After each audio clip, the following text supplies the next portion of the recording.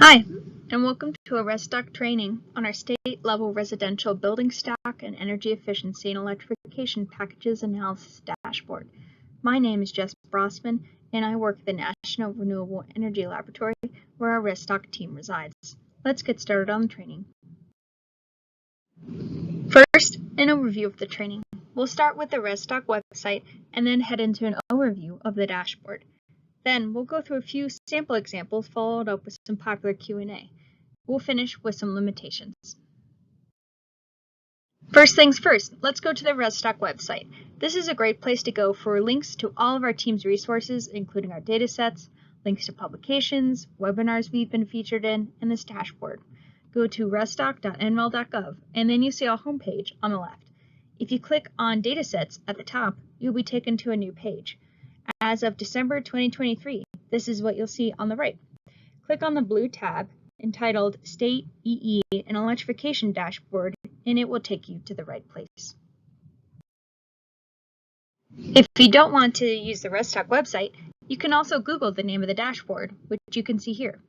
It's called the State-Level Residential Building Stock and Energy Efficiency and Electrification Packages Analysis. First, here's some background on the type of information that the dashboard shows. This dashboard generally has two types of information. The first is background on the housing stock at a state level. You can see some types of the data that you can find here. Next, we also show an analysis of 16 different energy efficiency and electrification upgrade packages. You can see data like energy bill savings, emission savings, and more. Both sets of information can be filtered down by the state, climate zone, building type, vintage, income level, occupancy status like renter or owner, and more. It's a really diverse data set. This page shows some example questions we will walk through as part of this training. We'll start with a one-part question and then finish with a multi-part question. First, percentages of homes that are brick. Then we'll look at wall insulation amounts and infiltration rates. Finally, we'll look at heat pump results and some ductwork. Let's get started. This is the home page of the dashboard. At the top, you can see tabs of information. Think of these like tabs on an Excel spreadsheet. You can click on them and they will take you to the tab with that kind of information. The home page also has a map of the contiguous US, showing median savings results from the basic enclosure upgrade. The right has tabs that will take you to that information as well. It's a great starting place for example today. The following slides will show you the dashboard, but the text is really small, so I recommend that you pull up the dashboard on your side so you can follow along with our examples. Let's walk through our first example together. The question is, what percentage of the homes in my area are made of brick?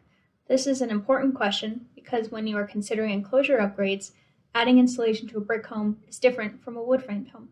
Let's get started. First, we'll go to the wall type tab, which you can see from this front screen. So I'm going to click wall type. After being brought to this tab, we'll be focusing on Pennsylvania.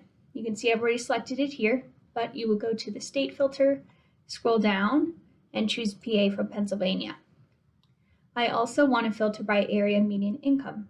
So I'll click on that filter, and you can see I leave only two of the values checked. Afterwards, you can see two types of results. The first is a pie chart. If we look at the single family detached as an example, we can see that 41% of the homes have a brick wall type.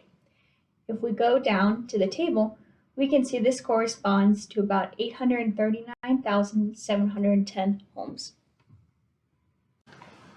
Now, to our next example. What are the infiltration rates and wall insulation levels of the homes in my state? Again, we are starting here on the introduction page or the home screen. First, let's head to the insulation tab. We can either choose this using the options here, or we can go up top, choose the right arrow, and then choose insulation. After the screen loads, let's start looking at our filters. For this example, we'll be using Kentucky. In the state option, I'll choose that. I will unclick all, and then I will choose KY for Kentucky. Once the results load, let's look at some wall insulation levels. Using the legend, we can see that blue represents uninsulated. And then, looking at the four pie charts up top, we can see that depending on the home type, anywhere between 15% and 61% of the homes are uninsulated. Now, let's take a look at the infiltration rates. I'm going to choose the infiltration tab up top, and then similar as the tab before, we'll be using Kentucky, so in the state. I will unclick all, choose KY, and then once these results load, let's take a look at the infiltration rate, which is green, which represents 30 plus ACH 50 or more. Looking at the multifamily with 5+ units, we can see that about 20% of these units experience an infiltration rate of 30 plus ACH 50. For our third example, we'll be looking at savings from heat pumps and percent of homes that have ductwork. First, we'll go to the cooling system tab to see what kind of air conditioning systems homes in Florida have. From the state dropdown, let's choose FL for Florida. The pie charts show a lot of orange, which in the legend we can see correlates to central air conditioning systems. What would happen if all of these central air conditioning homes switched to a heat pump? What kind of savings would they have? Let's find out. To do this, we'll head to the Dwelling Unit Savings Percent tab. If you wanted to see total values, you would go to the Dwelling Unit Savings Total tab. But for now, let's go to the Dwelling Unit Savings Percent tab. This dataset is large, so it can take a minute to load. First, we will filter up by state. I will unclick all, and then choose FL for Florida. And then in the Energy Efficiency and Electrification Upgrade filter, I will unclick all of the ones that do not explicitly call out a heat pump. This might take a minute, and that's okay.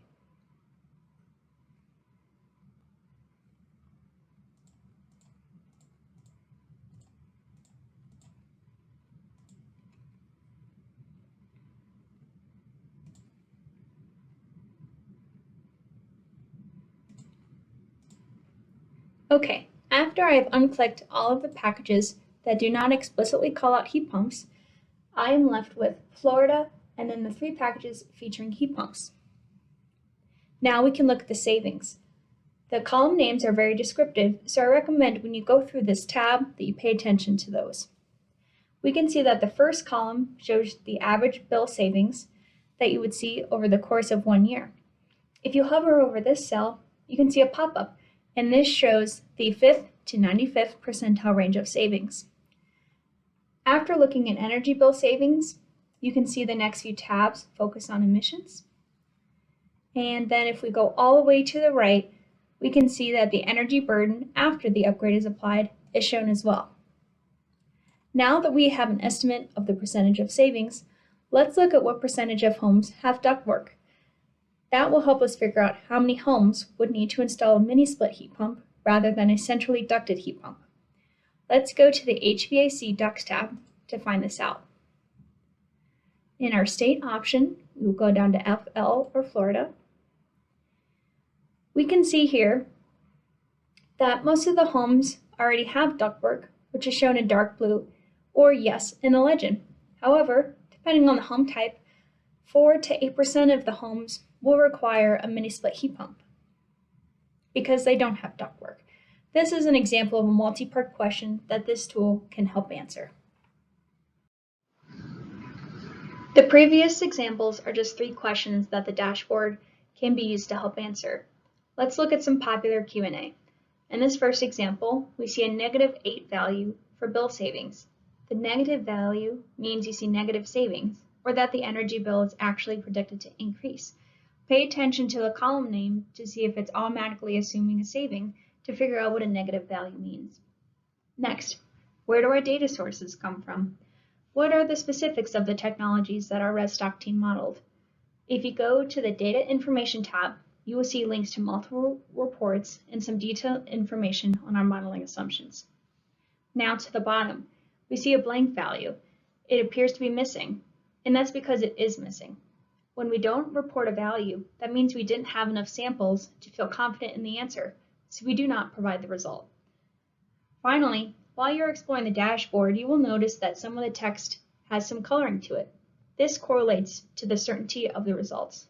Black is very good, and these results meet our preferred sample size threshold for producing robust results. Blue is good, but these results meet lower sample size thresholds and should be interpreted in the context of other information where possible.